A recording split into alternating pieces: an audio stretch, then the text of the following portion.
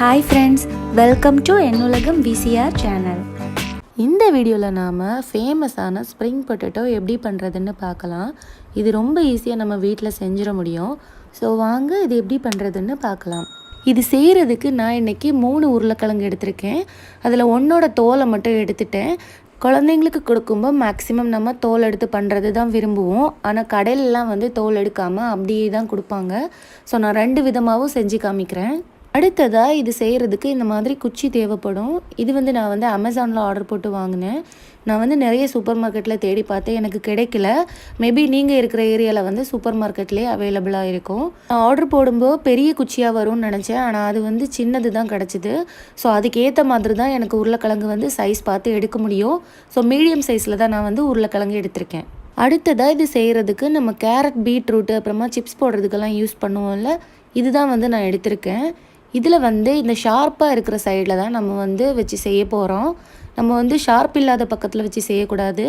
முதல்ல உருளைக்கிழங்கோட ஏதாவது ஒரு பக்கத்தில் நடுவில் அந்த குச்சியை குத்திக்கலாம். குத்திட்டு கொஞ்சோண்டு மட்டும் மேலே வர மாதிரி பார்த்துக்கோங்க. பார்த்துட்டு அந்த ஷார்ப்பான பக்கத்தில் அதை இன்சர்ட் பண்ணிடலாம். பண்ணிவிட்டு இந்த மாதிரி சுற்றி எடுத்துக்கலாம். நம்ம சுற்றும்போது கை ஒரே மாதிரி ரொட்டேட் ஆகணும். கையை விட்டு விட்டு எடுக்கும்போது டைட்டாக பிடிச்சிக்கணும். அப்படி இல்லாமல் லூஸாக விட்டுட்டோன்னா இதே மாதிரி அந்த சைடில் நம்ம சுற்றி வர்றது அப்படியே கட் ஆயிரும். அதுக்காக தான் சொன்னேன். நம்ம கரெக்டாக டைட்டாக வச்சு சுற்றி எடுக்கணும்.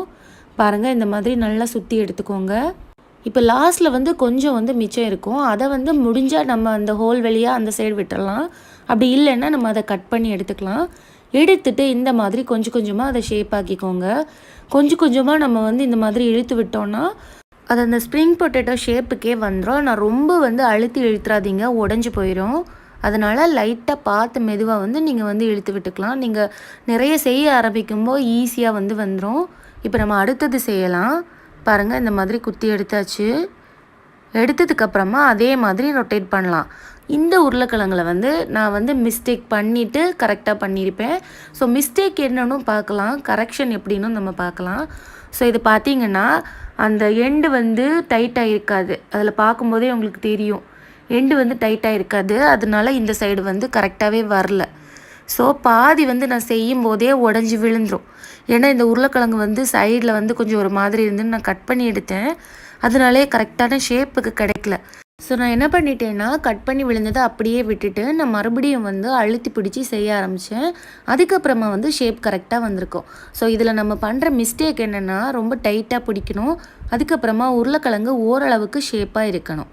அந்த ஓவல் ஷேப்பில் கரெக்டாக அப்படி இருந்ததுன்னா வந்துடும். இல்லைனா ரவுண்ட் ஷேப்பில் எப்படி இருந்தாலும் ஓகே. ஆனால் அதை நம்ம இடையில கட் பண்ணி எடுத்துருந்தோன்னா அந்த ஷேப்புக்கு அந்த அளவுக்கு வராது. ஸோ இதில் பார்த்திங்கன்னா கரெக்டாக தெரியும். நல்லா டைட்டாக பிடிச்சிருப்பேன். அந்த சைடு ஈஸியாக ரோல் ஆகி வருது. பாருங்கள் எவ்வளோ சூப்பராக வந்திருக்குன்னு. ஸோ நம்ம பண்ணுற இந்த மிஸ்டேக்கை கரெக்ட் பண்ணிட்டோன்னா அடுத்த தடவை செய்யும்போது சூப்பராக வந்துடும். இது பார்த்திங்கன்னா இதுலேயும் லாஸ்ட்டாக இருக்குது. ஆனால் இதை என்னால் உள்ளே இன்சர்ட் பண்ண முடியல. அதனால் நான் கட் பண்ணி எடுத்துக்கிறேன். அதுக்கப்புறமா நம்ம அந்த சைடு இருக்கிறத பார்க்கலாம்.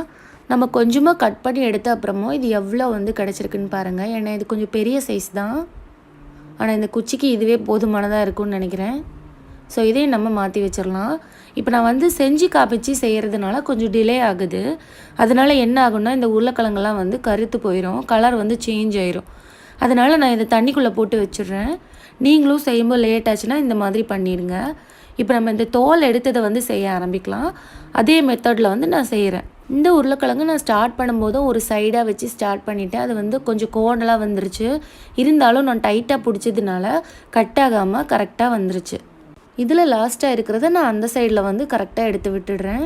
கட் ஆகாமல் அப்படியே அந்த சைடு போயிடுச்சு. ஸோ இப்போ நம்ம எடுத்து பார்க்கலாம். இதுவுமே ரொம்ப சூப்பராக கிடச்சிருக்கும்.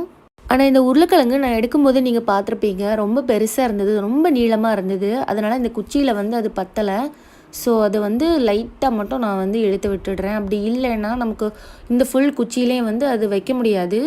இப்போ இது எல்லாத்தையும் தண்ணியில் போட்டுட்டு நம்ம அதுக்கு தேவையான மாவு ரெடி பண்ணிடலாம். இதுக்கு நான் இன்றைக்கி 3 டேபிள் ஸ்பூன் அளவுக்கு கார்ன்ஃப்ளவர் மாவு எடுத்துக்கிறேன். மைதா மாவும் நம்ம சேர்க்கலாம், ஆனால் நான் இன்றைக்கி சேர்க்கல. அப்புறமா 1/2 டீஸ்பூன் அளவுக்கு மிளகாய்த்தூள், 1/4 டீஸ்பூன் அளவுக்கு உப்பு சேர்த்து கொஞ்சமாக தண்ணி விட்டு இதை நல்லா கலந்து எடுத்துடலாம். ரொம்ப கெட்டியாகவும் இல்லாமல் ரொம்ப தண்ணியாகவும் இல்லாமல் இந்த மாதிரி கரைச்சி எடுத்துக்கோங்க. நான் வந்து இன்றைக்கி அதை வந்து ஃபுல்லாக வந்து டிப் பண்ணி எடுக்க போகிறதில்ல. கொஞ்சமாக ஸ்பூனில் எடுத்து அது மேலே வந்து இந்த மாதிரி நான் எடுத்து ஊற்றிட போகிறேன். ஸ்பூனுக்கு பதிலாக நம்ம வந்து சிலிக்கான் ப்ரஷ்ஷும் யூஸ் பண்ணலாம். சிலிக்கான் ப்ரஷ் யூஸ் பண்ணும்போது எல்லா இடத்துலையும் வந்து மாவு வந்து நம்ம ஈவனாக வந்து அப்ளை பண்ண முடியும். இதை அப்ளை பண்ணிவிட்டு ஒரு 5 நிமிஷம் இதை நம்ம அப்படியே விட்டுடலாம். இப்போ ஸ்டவ் ஆன் பண்ணிட்டு ஒரு பேனில் எண்ணெய் சேர்த்துக்கோங்க. எண்ணெய்னா மீடியமாக தான் சேர்த்துக்கிறேன். சேர்த்துட்டு நம்ம செஞ்சு வச்சுருக்க ஸ்ப்ரிங் பொட்டேட்டோவை வந்து ஒவ்வொன்றா இதில் வந்து ஆட் பண்ணிடலாம். ஆட் பண்ணிவிட்டு இது கொஞ்சம் பொரியட்டும். இந்த மாதிரி லைட்டாக திருப்பி போட்டுக்கோங்க. நம்ம கையாலேயே வந்து அந்த குச்சியை வந்து திருப்ப முடியும். ஆனால் உங்களால் முடியலை அப்படின்னா நம்ம வந்து கரண்டி வச்சே திருப்பி போட்டுடலாம். எல்லா பக்கமும் ஈவனாக ஃப்ரை ஆகிற மாதிரி நம்ம திருப்பி போட்டு எடுத்துடலாம். பாருங்கள், இது இப்போ ரெடி ஆகிடுச்சு. எவ்வளோ அழகாக ஃப்ரை ஆகி கிடச்சிருக்குன்னு பாருங்கள். நம்ம வந்து கார்ன்ஃப்ளவர் மாவுலாம் சேர்த்ததுனால ரொம்ப கிறிஸ்பியாக சூப்பராக கிடச்சிருக்கும். இப்போ இதில் நாம் கொஞ்சமாக மிளகாத்தூள், உப்பு சேர்த்து மிக்ஸ் பண்ணி வச்ச பொடியை வந்து இதில் தூவி எடுத்துடலாம். அப்புறமா இதில் டொமேட்டோ சாஸ், அப்புறமா மயனீஸ் நம்ம ஆட் பண்ணிக்கலாம். நான் மயனீஸ் இன்றைக்கி ஆட் பண்ணல, டொமேட்டோ சாஸ் மட்டும் சேர்த்துக்கிறேன். பாருங்கள், இந்த மாதிரி நம்ம அப்ளை பண்ணிடலாம். ரொம்பவே டேஸ்ட்டாக இருக்கும். அப்படி இல்லை உங்களுக்கு ப்ளைனாக தான் சாப்பிட பிடிக்கும்னா நீங்கள் ப்ளைனாகவும் சாப்பிட்டுக்கலாம். இது ரொம்பவே டேஸ்ட்டாக இருக்கும். கடையில் வந்து ஒரு பொட்டேட்டோவே 50லேருந்து 70 வரைக்கும் வாங்குவாங்க. ஆனால் அதுக்கு நம்ம இந்த மாதிரி வீட்டிலேயே செஞ்சு கொடுத்தா ரொம்பவே ஹெல்த்தியாக செய்யலாம். நம்ம ஹெல்த்தியான எண்ணெயில் செஞ்சு கொடுத்தா குழந்தைங்களும் விரும்பி சாப்பிடுவாங்க. ஸோ இந்த சூப்பரான டிஷ்ஷை நீங்களும் வீட்டில் ட்ரை பண்ணி பாருங்கள். ட்ரை பண்ணி பார்த்துட்டு எப்படி இருந்துன்னு கமெண்டில் சொல்லுங்கள்.